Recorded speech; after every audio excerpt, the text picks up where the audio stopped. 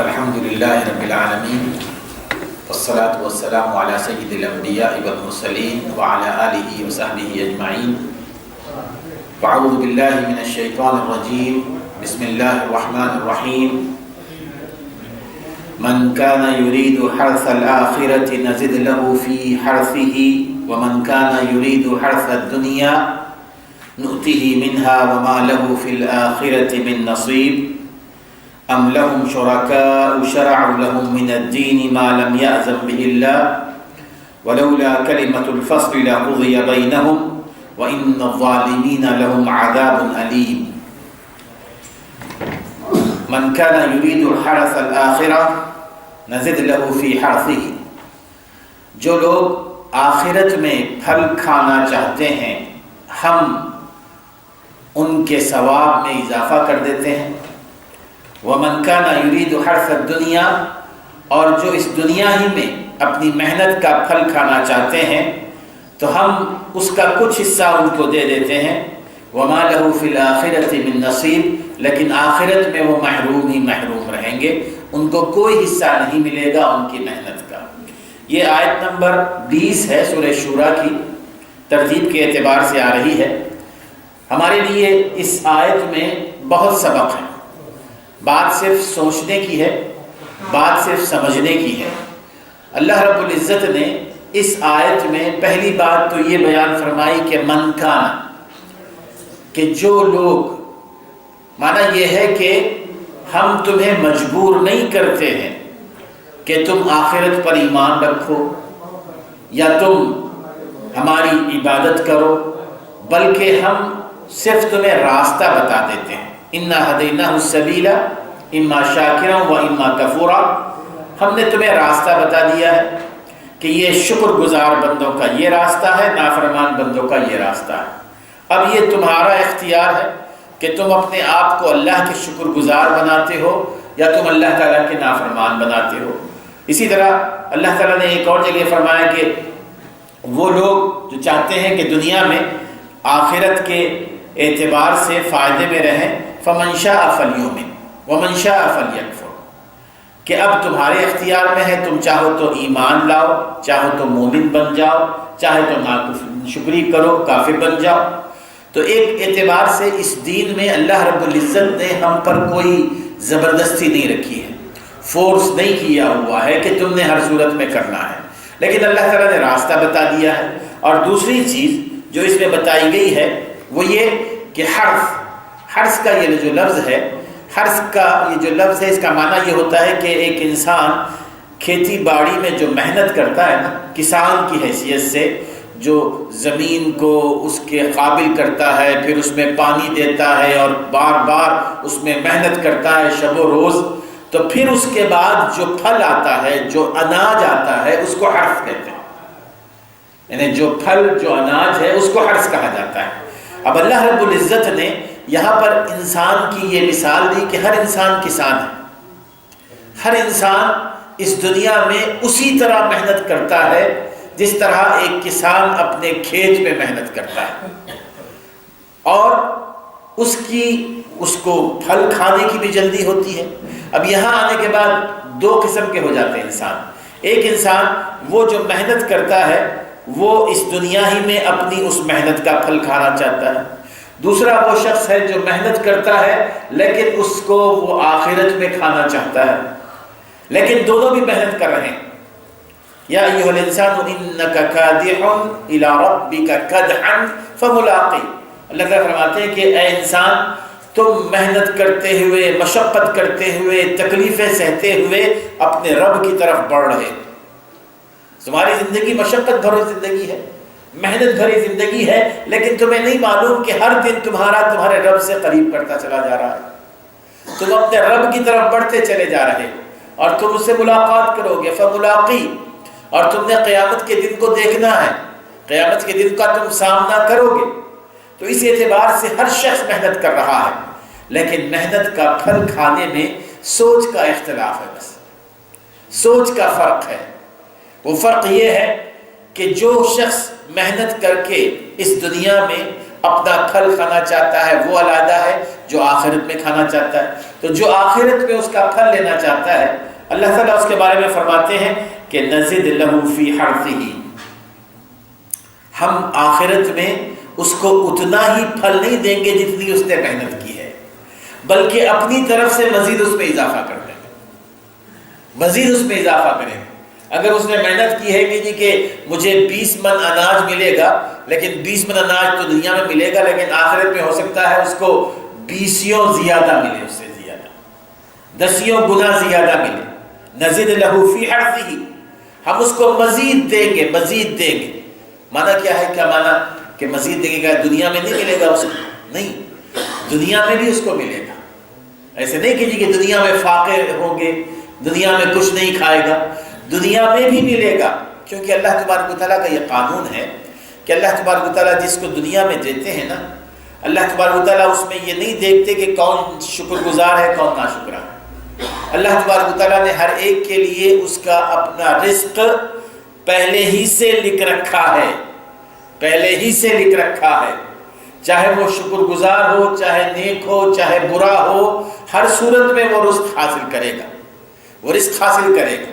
اسی لیے کہا جاتا ہے کہ جو اپنی محنت کے پھل کے لیے ٹارگٹ آخرت کو بناتا ہے نا، اللہ تعالیٰ اس کو دونوں جگہوں پر اجر سے نوازتے ہیں. دنیا میں بھی اس کو ملتا ہے، آخرت میں بھی ملتا ہے. دنیا میں بھی نوازا جاتا ہے اور آخرت میں بھی نوازا جاتا ہے. اور جو شخص دنیا کو اپنا ٹارگٹ بنا لیتا ہے تو ہو سکتا ہے کہ اس کو دنیا میں کچھ مل جائے. اور دنیا میں کتنا ملے گا؟ نؤتہ منہا. اللہ فرماتے ہیں کہ وَمَنْ كَانَ يُرِيدُ حَرْثَ الدُّنْيَا نُؤْتِهِ مِنْهَا.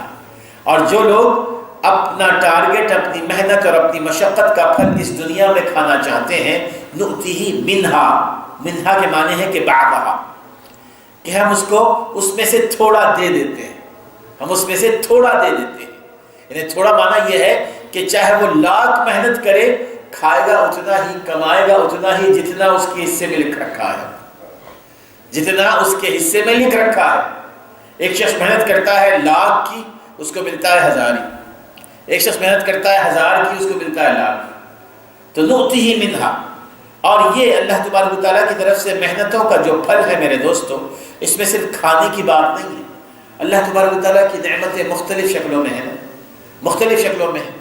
مثال کے طور پر اگر اللہ تبارک و تعالیٰ کسی کو مال سے نوازتا ہے تو ضروری نہیں ہے کہ اللہ تعالیٰ اس کو نیک اولاد سے بھی نوازے. کسی کو مال سے نوازتا ہے تو اس کو نیک اولاد سے محروم کر دیتا ہے. کسی کو نیک اولاد دے دیتا ہے، اس کو نیک بیوی سے محروم کر دیتا ہے. کسی کو نیک اولاد بھی دے دے، نیک بیوی بھی دے دے، لیکن اس کو نیکیوں سے محروم کر دیتا ہے. اس کو سعادت نہیں ہوتی. بیوی بھی شکر گزار ہے، بچے بھی شکر گزار ہیں، لیکن وہ صاحب ہیں کہ مسجد کا رخ ہی نہیں کرتے. خیالات مختلف ہیں. یہ دنیا میں ایسے لوگ ہیں، بہت ساری مثالیں کہ بچے شاکی ہیں، بیوی شاکی ہے، کہ کس طرح کیا جائے ہمارے شوہر کا، ہمارے والد کا. تو یہ وہ ساری کی ساری نعمتیں ہیں جو اس قسم کی نعمتوں سے محروم ہوتے ہیں، وہ جو دنیا میں اپنا دنیا کو ٹارگٹ بنا دیتے ہیں. نؤتہ منہا. لیکن جو آخرت کو ٹارگٹ بنا لیتے ہیں، اللہ تبارک و تعالیٰ ان کو دنیا میں بھی دیتے ہیں اور آخرت میں بھی دیتے ہیں. جو دنیا کو ٹارگٹ بناتے ہیں، اللہ تعالیٰ ان کو دنیا میں دیتے ہیں، لیکن ایک مخصوص حصہ، تھوڑا سا حصہ دیتے ہیں. وَمَا لَهُ فِي الْآخِرَةِ مِن نَصِيبٍ. لیکن آخرت میں ان کا کوئی حصہ نہیں ہوگا، آخرت میں کوئی حصہ نہیں ہوگا. تو میرے دوستو، اس میں جو سبق ہمیں ملتا ہے وہ یہ ہے کہ صرف اور صرف سوچ کی تبدیلی، اپنی سوچ کو بدلنا ہے. سوچ کو بدلنے کا معنی کیا ہے؟ کہ ہم صبح سے شام تک جو کچھ مصروفیت ہماری ہوتی ہے، جو محنت ہوتی ہے، جو مشقت ہوتی ہے، جو مختلف قسم کی ایکٹیویٹیز ہوتی ہیں، اس میں ہم نے دیکھنا ہے کہ یہ میں کس کے لیے کر رہا ہوں. عام طور پر اگر آپ دیکھیں ایک عام شخص کی سوچ، صبح سے شام تک وہ جو کام کرتا ہے، شاید ہی کوئی لمحے ایسے آتے ہوں کہ جس میں اس کا ٹارگٹ آخرت ہو، کہ جی کہ میں نے اس کا بدلہ اللہ تعالیٰ سے لینا، آخرت میں لینا. شاید ہی کچھ لوگ ایسے ہیں کہ ان کی توجہ سوائے آخرت کی اور کچھ نہیں ہوتی، وہ صرف آخرت کی طرف دیکھتے ہیں. یعنی بہت سارے کام ہیں. ضروری نہیں کہ جی کہ آخرت میں بدلہ حاصل کرنے کے لیے آدمی حج پہ جائے، آخرت میں پھل حاصل کرنے کے لیے آدمی رمضان کے روزوں کا انتظار کرے. چھوٹی موٹی چیزوں میں بھی اگر آپ نے کسی کو اگلی صف میں جگہ دے دی، ذہن میں یہ ہے کہ اللہ تعالیٰ مجھے اس کا آخرت میں اس کا جزا دے گا، یقیناً یہ بات ذہن میں یہ ہو کہ جی کہ یہ شخص میری تعریف کرے گا، لوگ کہیں گے جی بڑی اچھی بات کی ہے آپ نے، تو پھر تو دنیا میں اس نے بدلہ پا لیا۔ اسی طرح ہر چیز میں، چھوٹے موٹے کاموں میں، کئی کام ایسے ہوتے ہیں، بیوی بچوں کو کھلانا بھی اگر آخرت ٹارگٹ بن جائے اللہ تعالیٰ آخرت میں اس کی جزا عطا فرمائے گا۔ اگر دنیا ٹارگٹ بن جائے تو دنیا میں مل جاتا ہے اس میں۔ تو یہ صرف سوچ کی تبدیلی ہے، اور سوچ کی تبدیلی میں کافی مشقت کرنی پڑتی ہے، کافی پریکٹس کرنی پڑتی ہے، اس میں آدمی کو سیکھنا پڑتا ہے، اور سیکھنے کے لیے جیسے کہ ائمہ سلف کہتے ہیں کہ جی کہ ہم نے اس پہ کافی ہم نے پریکٹس کرنی ہوتی ہے کہ اپنے اندر وہ جذبہ کیسے لائیں کہ جو کچھ ہم یہاں کر رہے ہیں آخرت میں اللہ تعالیٰ سے ہم نے لینا ہے۔ بار بار ذہن کو متوجہ کرنا پڑتا ہے، بار بار ذہن کو بیدار کرنا پڑتا ہے، تب جا کے ہم آخرت کی طرف اپنی توجہ کرتے ہیں۔ صرف ویژن جو ہوتا ہے ہمارا، اس کو بدلنے کی ضرورت ہوتی ہے۔ اکثر لوگ تو دنیا ہی کی طرف دیکھتے ہیں نا، ہماری توجہ دنیا ہی کی طرف ہوتی ہے کہ ہر معاملے میں چھوٹی بڑی چیز ہو کہ مجھے دنیا میں اس کا فائدہ کیا ہوگا، دنیا میں فائدہ ہوگا تو پھر ٹھیک ہے، لیکن آخرت کی طرف، فائدے کی طرف توجہ کیوں نہیں جاتی؟ اس کی مین وجہ میرے دوستو یہ ہے کہ دنیا کی تعریفیں، دنیا کا مال، دنیا کی منفعت، دنیا کی دولت، یہ تمام کی تمام چیزیں انسان کو پسند ہیں۔ دوسری طرف یہ ہے کہ آخرت کے حوالے سے ہمارے ایمان میں کمی ہے، ہمارے یقین میں کمی ہے۔ ہم اس دنیا کے بارے میں سوچنا اتنا زیادہ پسند نہیں کرتے کہ جی کہ اس کے لیے جو ہے نا پوری توجہ دی جائے، ہر چیز اسی کے لیے کی جائے جس کو ہم نے دیکھا نہیں۔ اگر اسی طرح یقین ہو آخرت پر جس طرح کہ کل کے آنے پر یقین ہے، اور اس کے لیے ہم محنت کرتے ہیں، کل کے نہیں بلکہ آئندہ سال کے لیے، 5 سال کے بعد کے لیے ایک شخص جاب کر رہا ہے، توجہ سے پوری محنت کر رہا ہے۔ آپ نے دیکھا کہ جی کہ وہ اپنے ریٹائرمنٹ کے بعد کے لیے وہ اپنے پینشن اور اس کی پوری توجہ اس کی طرف ہوتی ہے کہ جب میں ریٹائر ہو جاؤں گا تو آرام سے بیٹھ کے کھاؤں گا۔ اس کے لیے وہ جمع کرتا رہتا ہے، وہ دیتا رہتا ہے۔ کیوں؟ اس لیے کہ اس کو معلوم ہے کہ جی کہ ایک وقت آئے گا کہ میں ریٹائر ہو جاؤں گا اور پھر آرام سے بیٹھ کے کھاؤں گا۔ وہ جو یقین ہے نا، اس سے کہیں زیادہ یقین آخرت پر ہونا چاہیے، کیونکہ اس کو کسی نے اس کو شیورٹی یہ نہیں دی ہے کہ تم ریٹائرمنٹ کی عمر تک زندہ رہو گے، کہ تم ریٹائرمنٹ تک زندہ رہو گے، لیکن آخرت میں تو ہمیشہ تم نے جانا ہی، آخرت کو تم نے دیکھنا ہی ہے۔ تو اس اعتبار سے جس قدر انسان کو اپنے ریٹائر ہونے کا یقین ہوتا ہے، اس سے کہیں زیادہ، 1000 گنا زیادہ آخرت پر اگر یقین ہو تو پھر وہ جمع کرتا رہے گا، اس کے لیے جوڑتا رہے گا۔ یہ ہونی چاہیے تھوڑی سی، ٹھیک ہے ہم اس مقام پہ تو نہیں پہنچے ہیں، لیکن تھوڑا بہت تو کر سکتے ہیں نا کہ جی کہ عملاً اگر ہم ایک ٹائم ٹیبل بنا لیں کہ جی کہ جو کچھ میں کر رہا ہوں اس میں سے 10% تو میں آخرت کے لیے رکھ لوں، ہر دن 10%۔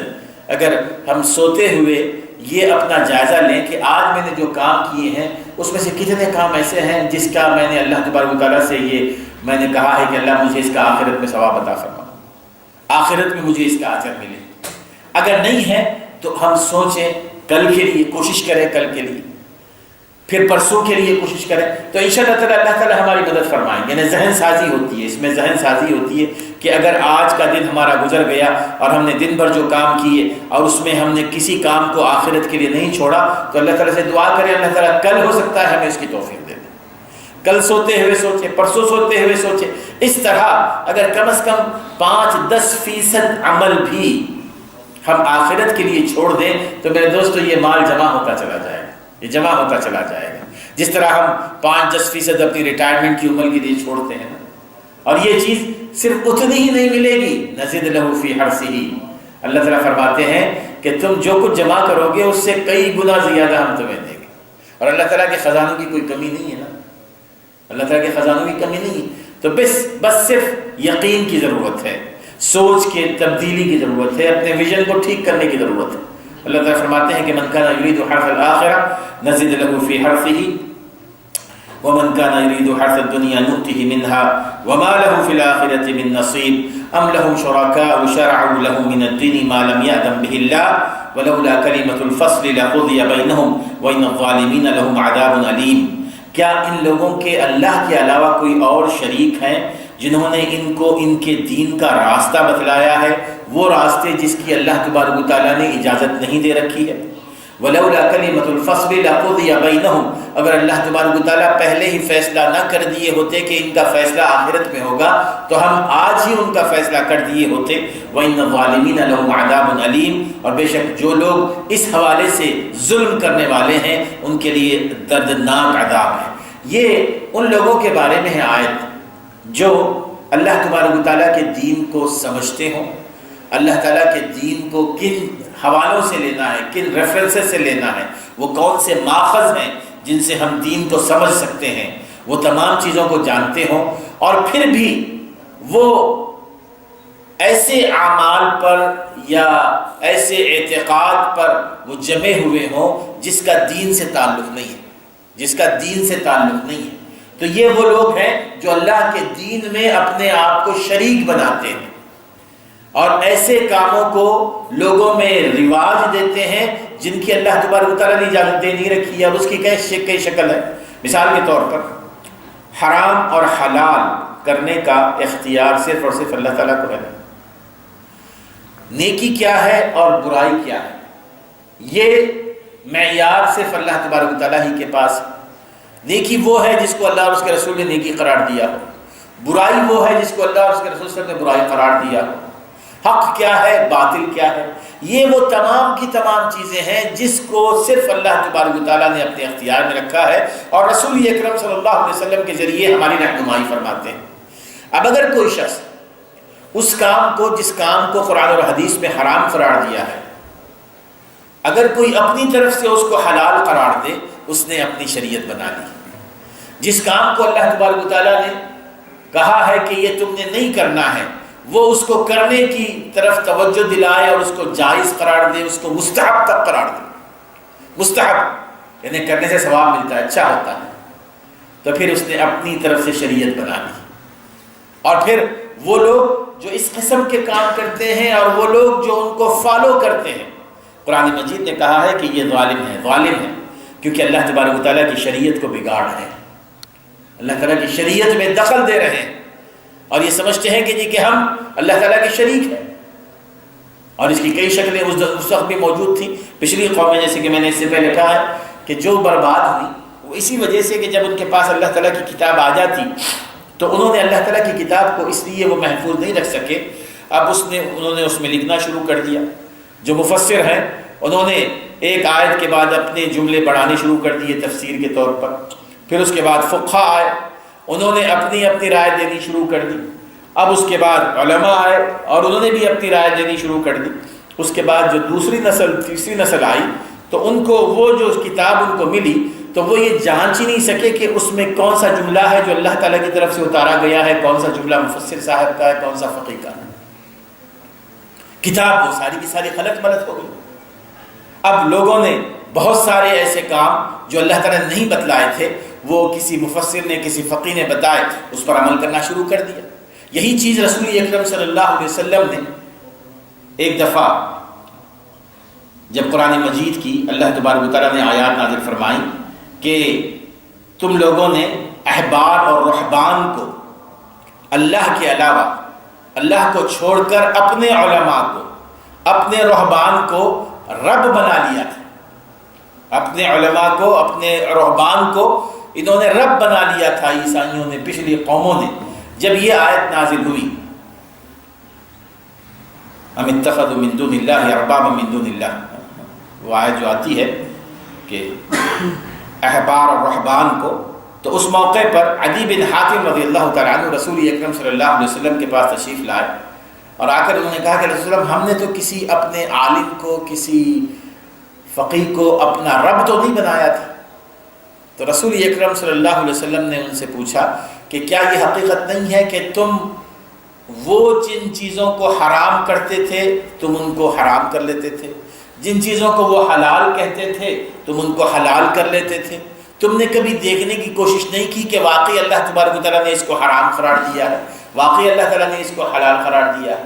تو جو اختیار صرف اور صرف اللہ رب العزت کا تھا، تم نے وہ اختیار اپنے احبار اور اپنے رہبان کو دے دیے تھے۔ تو اس طرح اربابا من دون اللہ، تم نے اللہ کو چھوڑ کر کسی اور کو اپنا رب بنا لیا تھا. اور یہی وہ لوگ ہیں اور آج بھی موجود ہیں میرے دوست. آج بھی کتنے ایسے کام ہیں جو ہمارے اپنے اسلامی ماحول میں کہ جن کو ہم نیکی کا کام سمجھ کے کرتے ہیں اور ان کو نیکی سمجھ کے رواج دیا جاتا ہے، چاہے لاکھ اس پر موضوع حدیثیں بیان کی جائے، آیات کو توڑ مڑوڑ کے پیش کیا جائے کہ راتیں کے راتیں. آپ نے دیکھا ہوگا یہ شب معراج جو گزری ہے، ٹیلی ویژن اگر دیکھیں تو لگتا ہے کہ جی کہ دنیا میں اور کوئی عظیم ترین رات ایسی ہے نہیں، اور اس میں اس قدر محفلیں اور اس قدر رنگا رنگ محفلیں. وہ معراج کا جو تصور تھا وہ ختم ہی ہو گیا، اس سے جو سبق حاصل کرنا تھا وہ سبق ہی نہیں لیا گیا. سارے یعنی اپنے ملکوں میں، انڈیا میں، پاکستان میں، بنگلہ دیش میں، ہر جگہ وہ معراج کی رات کا جو تصور ہے وہ یہ کہ بس رسول اکرم صلی اللہ علیہ وسلم تشریف لا رہے ہیں، رسول وسلم تشریف لے جا رہے ہیں. اب یہ وہ دین ہے جو ہم نے بنایا ہوا ہے دوستو. یہ وہ دین نہ قرآن میں ہے نہ حدیث میں ہے. اب یہ وہ دین ہے جو علماء نے یا جو دین کے پیشوا ہیں، دین کے رہنما ہیں، انہوں نے ان کو سکھایا ہے. اللہ تعالیٰ فرماتے ہیں کہ وَإِنَّ الظَّالِمِينَ لَهُمْ عَذَابٌ أَلِيمٌ، بے شک ظالمین کے لیے اللہ تعالیٰ کی طرف سے دردناک عذاب ہے. تَرَى الظَّالِمِينَ مُشْفِقِينَ مِمَّا كَسَبُوا وَهُوَ وَاقِعٌ بِهِمْ، اور تم اس دن دیکھو گے ایسے لوگوں کو کہ جو کچھ انہوں نے اس دنیا میں کیا ہے وہ دیکھیں گے اپنے اعمال کو، اور ڈر رہے ہوں گے کہ اللہ تعالیٰ کے عذاب میں ہم گرفتار ہوں گے، اور واقعی وہ گرفتار ہوں گے. وَالَّذِينَ آمَنُوا وَعَمِلُوا الصَّالِحَاتِ فِي رَوْضَاتِ الْجَنَّاتِ، ان کے مقابلے میں جو دوسرا گروہ ہے وہ صرف اس کی اللہ تعالیٰ نے بات بیان فرمائی جو ایمان لائے اور عمل صالح کرے. ایمان اور عمل صالح یہ معیار ہے. ایمان اور عمل صالح کے علاوہ اگر کسی نے کوئی اور کام شروع کر دیا تو وہ روضات الجنات میں نہیں ہے، جنت کے باغات میں نہیں ہوں گے. جنت کے باغات میں لہم ما یشاءون عند ربہم، ان کے لیے اللہ اپنے رب کی طرف سے جو کچھ وہ مانگیں گے اللہ تعالیٰ ان کو دے گا. ذالک هو الفضل الکبیر، اور یہ سب سے بڑا فضل ہے. یہ سب سے بڑا فضل ہے کہ اللہ تبارک و تعالیٰ اپنے بندے کو جنت کے باغات میں بھیجے اور پھر ہر وہ چیز جو وہ مانگے اللہ تعالیٰ اس کو دے. ذالک هو الفضل الکبیر، ذالک الذی یبشر اللہ عبادہ الذین آمنوا وعملوا الصالحات. یہی وہ خوشخبری ہے جو اللہ تعالیٰ اپنے ان بندوں کو دینا چاہتے ہیں جو اس دنیا میں ایمان اور نیک عمل کے ساتھ جئیں. قل لا اسألكم عليه اجرا الا المودة في القربى ومن يقترف حسنة نزد له فيها حسنا ان الله غفور شكور. اسی آیت میں، آیت نمبر 23 ہے، اللہ تعالیٰ فرماتے ہیں رسول اکرم صلی اللہ علیہ وسلم سے کہ آپ فرما دیجئے لا اسألكم عليه اجرا، جو کچھ میں یہ تم کو اللہ کی طرف دعوت دے رہا ہوں، جو کچھ میں تمہیں توحید کی طرف دعوت دے رہا ہوں، شرک سے بچنے کے لیے کہہ رہا ہوں، اس میں تم سے کسی معاوضے کا طالب نہیں ہوں. مجھے تم سے کوئی معاوضہ نہیں چاہیے. الا المودۃ فی القربى، سوائے یہ کہ محبت رشتہ داری میں، فی القربى رشتہ داری میں محبت. ومن یقترف حسنۃ نزد له فیہا حسنا، اور جو شخص بھی کوئی نیکی کمائے گا ہم اس کی نیکی میں اضافہ کر دیتے ہیں. ان اللہ غفور شکور، بے شک اللہ تعالیٰ بخشنے والا ہے اور اللہ تعالیٰ تمہارے اعمال کو صحیح معنوں میں قدردانی کرنے والا ہے، تمہارے نیکیوں کی قدردانی کرنے والا ہے، شکور. اب اس آیت میں تھوڑا سا لوگوں میں، تھوڑا سا مفسرین میں اختلاف ہے. اختلاف رائے اتنا نہیں ہے گہرا لیکن ہے. اب الا المودۃ فی القربى، کہ میں تم سے کسی عوض کا طالب نہیں ہوں، مجھے تم سے اجرت نہیں چاہیے، لیکن محبت چاہیے رشتہ داروں میں، رشتہ داری میں، رشتوں میں. اب اس کا معنی کیا ہے؟ عبداللہ ابن عباس رضی اللہ تعالیٰ عنہ، اسی طرح اکرمہ، اسی طرح اور دیگر صحابہ ہیں جن سے روایت آتی ہے، اور اس صحیح بخاری اور صحیح مسلم میں، ترمذی میں، ابو داؤد میں یہ حدیث آتی ہے کہ ایک دفعہ کچھ لوگوں نے آ کے حضرت ابن عباس سے اس آیت کے بارے میں تفسیر پوچھی، تو عبداللہ ابن عباس رضی اللہ تعالیٰ عنہ نے اس آیت کی تفسیر یہ بیان کی کہ حقیقت میں یہاں پر اس سے مراد یہ ہے کہ رسول اکرم صلی اللہ علیہ وسلم یہ وہاں پر اللہ تبارک و تعالیٰ یہ بتلانا چاہتے ہیں کہ آپ یہ بتا دیجئے کہ تم میرے رشتہ دار ہو، تم سارے رشتہ دار ہو. اس لیے کہ مکے کے تمام لوگ تقریباً رشتہ دار ہی تھے کسی نہ کسی شکل میں. تو تمہیں تو چاہیے تھا کہ میری اس بات کو قبول کر لیتے نا، میری اس بات کو مان لیتے۔ اگر نہ مانتے تو کم از کم اتنی جو مخالفت تمہاری طرف سے ہو رہی ہے، سب سے زیادہ سخت مخالفت، اتنی مخالفت تو نہ کرتے۔ سب سے پہلے ہونا چاہیے تھا کہ تم میرے رشتہ دار ہو، رشتہ داری کی محبت کو تھوڑا سا اس کی مروت کر کے تم میری بات کو مان لیتے، اور اگر نہیں مانا تو خاموش تو بیٹھ جاتے۔ اس طرح تو نہیں کہ سب سے پہلے تم مخالفت پر اتر آؤ۔ ایک یہ چیز جو سب سے زیادہ معیاری ہے، اور دوسرے ایک دو اس کی اور تفسیریں کی جاتی ہیں، وہ یہ کہ دوسری تفسیر وہ یہ آتی ہے کہ میں تم سے اجر کا طالب نہیں ہوں، لیکن بس میں یہ چاہتا ہوں کہ جو کچھ میں دعوت کا کام کر رہا ہوں، جو کچھ میں تمہیں اللہ کی طرف بلا رہا ہوں، تم صرف یہ کرو کہ میرے رشتہ داروں کے ساتھ محبت رکھو، میرے رشتہ داروں کے ساتھ محبت رکھو۔ اس کی جو دوسری تفسیر آتی ہے، اب یہ جو دوسری تفسیر ہے، اس رائے میں دو چیزیں آتی ہیں۔ اب رشتہ داروں کے ساتھ محبت رکھنے کا معنی کیا ہے؟ کچھ لوگ کہتے ہیں کہ آل عبد المطلب، یعنی عبد المطلب کے خاندان والوں کے ساتھ محبت رکھو۔ کچھ لوگ کہتے ہیں کہ حضرت علی، حضرت فاطمہ اور حضرت علی اور فاطمہ کی اولاد سے محبت رکھو۔ یہ اہل شیعہ، ان کی تفسیر یہی۔ میرے دوستوں، لیکن یہ کئی اعتبار سے حقائق کا انکار ہے اس میں۔ پہلی چیز تو اگر اس کا مطلب یہ ہے کہ تم میرے رشتہ داروں یعنی آل عبد المطلب کے خاندان والوں سے محبت رکھو، تو معنی یہ ہے کہ عبد المطلب کے خاندان والے سارے کے سارے تو مسلمان نہیں تھے نا، ان میں سے کچھ بڑے جانثار صحابی بھی تھے، اور ان میں سے کچھ جانی دشمن بھی تھے جو حضور صلی اللہ علیہ وسلم کے رشتہ دار تھے۔ ابو لہب آپ کا چچا تھا، عبد المطلب کے خاندان سے تھا، آپ کا رشتہ دار تھا۔ تو کیا رسول اکرم صلی اللہ علیہ وسلم لوگوں سے یہ کہہ رہے ہیں کہ جی کہ میں تمہیں دعوت دے رہا ہوں اور اس کا معاوضہ تم یہ دو کہ میرے رشتہ داروں کے ساتھ محبت رکھو؟ دوسرا یہ کہ جو تفسیر بیان کی جاتی ہے کہ حضرت علی، حضرت فاطمہ رضی اللہ تعالیٰ عنہما سے محبت رکھو، ان کی اولاد سے محبت رکھو، یہ آیات تو مکی دور میں نازل ہوئی، اور مکی دور میں حضرت علی، حضرت فاطمہ کا کوئی رشتہ تو نہیں ہوا تھا کہ اولاد تو بہت دور کی بات ہے، بلکہ اس روایت کے ماننے والے ایک حدیث بھی بیان کرتے ہیں جو انتہائی باطل حدیث ہے، اور اس میں کہتے ہیں کہ کسی صحابی نے حضور صلی اللہ علیہ وسلم سے پوچھا کہ رسول اللہ اس میں آپ کے وہ کون سے رشتہ دار ہیں جن سے ہمیں محبت کرنا واجب ہے؟ تو آپ نے فرمایا کہ حضرت علی، حضرت فاطمہ اور ان کے دو بیٹے۔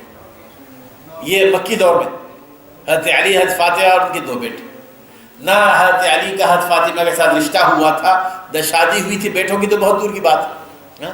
تو اس اعتبار سے یہ بے بنیاد بات ہے کہ جی کہ حضور صلی اللہ علیہ وسلم کے اس قول کا معنی یہ ہے کہ اللہ تعالیٰ فرما رہا ہے کہ آپ یہ کہہ دیں کہ حضرت علی سے محبت رکھو، حضرت فاطمہ سے محبت رکھو اور ان کے بیٹوں سے محبت رکھو۔ اور تیسری چیز جو سب سے زیادہ بات سمجھ میں آنی چاہیے وہ یہ کہ اللہ تبارک و تعالیٰ نے رسول اکرم صلی اللہ علیہ وسلم کو جس اعلیٰ اور بلند مقام پر فائز کیا تھا نا، جس اعلیٰ اور بلند مقام پر فائز فرمایا تھا، وہ رسالت کا، سید المرسلین، تو کیا آپ سے یہ امید کی جا سکتی تھی کہ جی کہ آپ اپنے اس دعوتی جو کام کر رہے ہیں اس سے لوگوں سے معاوضہ طلب کریں؟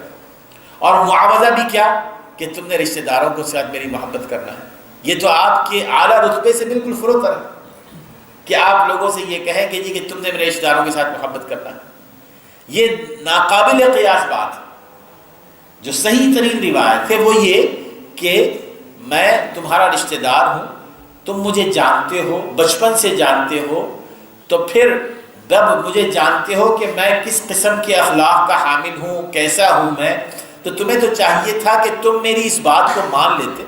اگر نہ ہی مان رہے ہو تو کم از کم اتنا تو ہونا چاہیے کہ تم میری مخالفت نہیں کرتے، تم میری مخالفت نہیں کرتے۔ آیت کا واضح مفہوم یہ ہے۔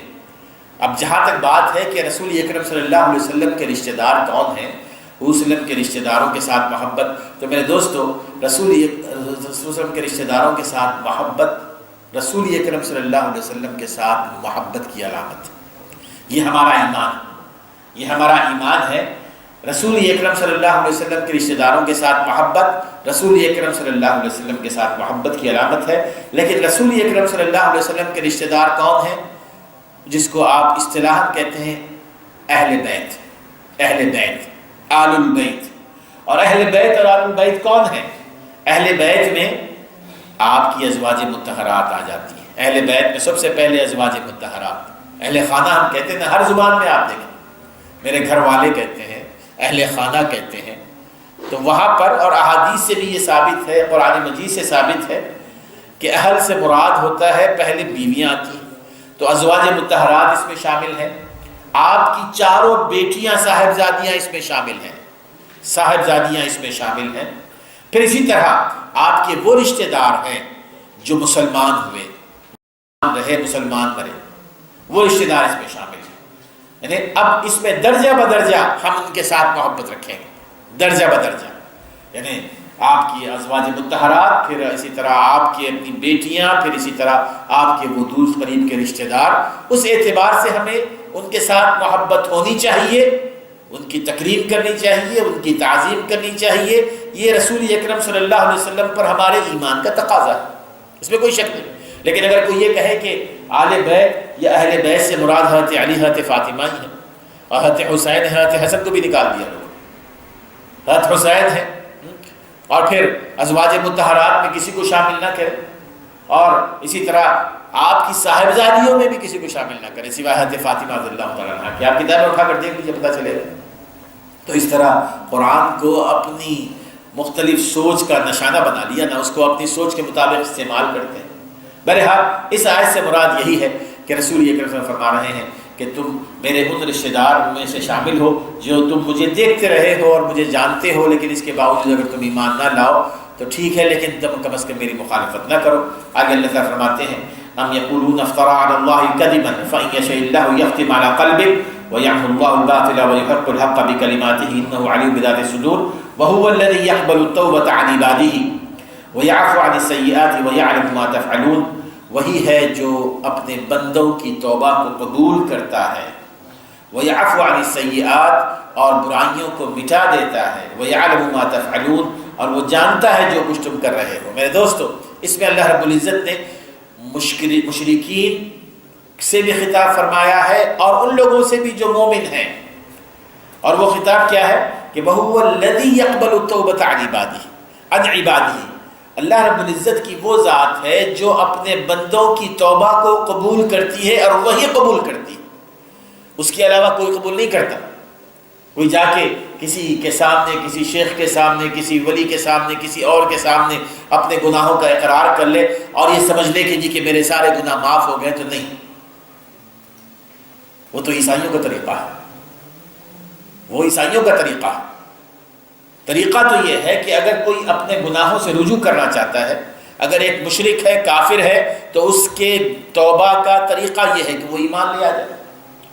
جب وہ ایمان لائے گا، اللہ تعالیٰ نے اس کی توبہ قبول فرما لی، اس نے توبہ کر لی، وہ سارے پچھلے سارے کے سارے گناہ اس کے معاف ہو گئے، سارے کے سارے گناہ معاف ہو گئے۔ ایک مومن ہے، مسلمان ہے، اگر وہ توبہ کرنا چاہتا ہے تو اس کے توبہ کے لیے مختلف دروازے اللہ تعالیٰ نے بتائے، مختلف دروازے ہیں، رات دن کی نمازیں ہیں، حج ہے، رمضان کے روزے ہیں، اور ایسے ہی وہ اللہ تعالیٰ سے توبہ کر لے، ایسے ہی اپنے گناہوں کا اقرار کر لے، اللہ تعالیٰ سے اپنے گناہوں کی معافی مانگ لے، بشرطے کے اخلاص کے ساتھ ہو۔ اخلاص کا معنی کیا ہے؟ اخلاص کا معنی یہ ہے کہ اگر مثال کے طور پر میں آپ کو مثال دے رہا ہوں، اگر ایک شخص اسموکر ہے، سگریٹ نوش، سگریٹ پیتا رہا ہے، مسلسل اسے کہا جا رہا ہے کہ جی یہ غلط ہے، اللہ تعالیٰ ناراض ہوتا ہے، کبھی اس نے چھوڑا نہیں، ڈاکٹر نے کہہ دیا کہ جی کہ معاملہ خراب ہے تمہارا، آگے چل کر بہت نقصان کی علامتیں ہیں، فوری طور پر وہ چھوڑ دیتا ہے، فوری طور پہ وہ چھوڑ دیتا ہے۔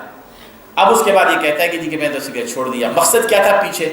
وہ ڈاکٹر کی صلاح تھی نا، وہ یہ نہیں کہ جی کہ اللہ تعالیٰ کی ناراضگی سے بچنا تھا، تو اس کو توبہ نہیں کہیں گے۔ توبہ یہ ہے کہ جی کہ اس کام سے اپنے آپ کو اس نے بچا لیا محض اس لیے کہ اللہ تعالیٰ کے عذاب کا اس کو خوف ہے، اللہ تعالیٰ کی ناراضگی کا خوف ہے۔ شراب پیتا رہا، پتہ چلا کہ جی کہ کلیجہ خراب ہو رہا ہے، تو فوری طور پر چھوڑ دیا، تو اس نے توبہ نہیں کی۔ توبہ وہ ہے کہ جس نے اللہ تبارک و تعالیٰ کے عذاب کے خوف سے اپنے آپ کو بچا لیا، تو اس میں وہ اخلاص چاہیے کہ جو کچھ گناہ کا وہ کام کرتا رہا ہے، اس گناہ کی پاداش میں اللہ تعالیٰ کی ناراضگی سے بچنے کے لیے اللہ تعالیٰ سے اپنے گناہوں کی معافی مانگے، تو وہ اخلاص ہے۔ تو اس اخلاص کے ساتھ اگر اللہ تعالیٰ سے وہ توبہ کرے گا، اللہ تعالیٰ اس کی توبہ قبول فرمائیں گے۔ اخلاص کے ساتھ ایک یہ بات بھی ہے کہ ایک بندہ کرتا ہے اللہ تعالیٰ سے اخلاص کے ساتھ توبہ، لیکن ذہن میں یہ ہوتا ہے کہ یہ کل پھر جب میں دوستوں کے ساتھ بیٹھوں گا تو پھر وہی کروں گا، یہ توبہ نہیں ہے۔ توبہ یہ ہے کہ جب وہ توبہ کرے تو پورے عزم مصمم کے ساتھ یہ اپنے دل سے یہ وعدہ کرے، اللہ تعالیٰ سے وعدہ کرے کہ میں ہرگز یہ کام نہیں کروں گا، میں ہرگز یہ کام نہیں کروں گا۔ یہ علیحدہ بات ہے کہ وعدہ کرنے کے باوجود، عزم کرنے کے باوجود انسان ہونے کے ناطے پھر وہ دوبارہ کر لے، لیکن جب وہ توبہ کرے تو پورے عزم مصمم کے ساتھ یہ اللہ تعالیٰ سے وعدہ کرے کہ اللہ میں نے آئندہ نہیں کرنا۔ پھر تیسری چیز جو بہت اہم ترین ہے وہ یہ کہ اس پر شرمندگی کا اظہار ہو، اس کا ضمیر اس کو کوسے دے، اس کا ضمیر اس کو کوسنے لگے کہ جی کہ تم اتنے اچھے بھلے انسان ہو، اللہ تعالیٰ کی اتنی نعمتیں تم پر ہیں ماشاءاللہ، تم نے یہ کیا کام کر دیا، تم سے یہ کیسے ہو گیا۔ ایک مومن کے ایمان کی علامت ہے میرے دوستوں، حدیث میں جیسے کہ آتا ہے، ایک مومن کے ایمان کی علامت یہ ہے کہ جب کبھی اس سے کوئی برائی سرزد ہو جائے نا، دل میں وہ کھٹکتی رہے گی، اس کے دل میں وہ کھٹکتی رہے گی کہ جی کہ یہ کیا میں نے کر دیا۔ جب دل میں کھٹکتی رہے تو معنی یہ ہے کہ جی کہ اس نے برائی کا کام کیا ہے، اور اس وقت تک وہ کھٹکتی رہے جب تک کہ اللہ تعالیٰ سے وہ معافی نہ مانگ لے، اور جب وہ اللہ تعالیٰ سے معافی مانگ لے تو سمجھیے کہ اس کا دل مطمئن ہو جاتا ہے۔ تو یہ وہ چیز ہے توبہ۔ اگر یہ ساری کی ساری چیزیں شامل ہوں گی، اللہ تبارک و تعالیٰ اس کی توبہ کو قبول فرمائیں گے، نہ صرف توبہ کو قبول فرمائیں گے، وَيَعْفُو عَنِ السَّيِّئَاتِ، اللہ تعالیٰ اس کے سارے پچھلے گناہوں کو معاف فرمائیں گے، وَيَعْلَمُ مَا تَفْعَلُونَ، اور اللہ تعالیٰ بہتر جانتا ہے کہ تم کو توبہ کیسے کر رہے ہو، اخلاص کے ساتھ کر رہے ہو، ڈاکٹر کی صلاح پر کر رہے ہو، ہمارے ڈر سے کر رہے ہو، یہ اللہ تبارک و تعالیٰ کو بہتر علم ہے۔ اللہ تعالیٰ ہمیں سمجھنے عمل کرنے کی توفیق عطا فرمائے۔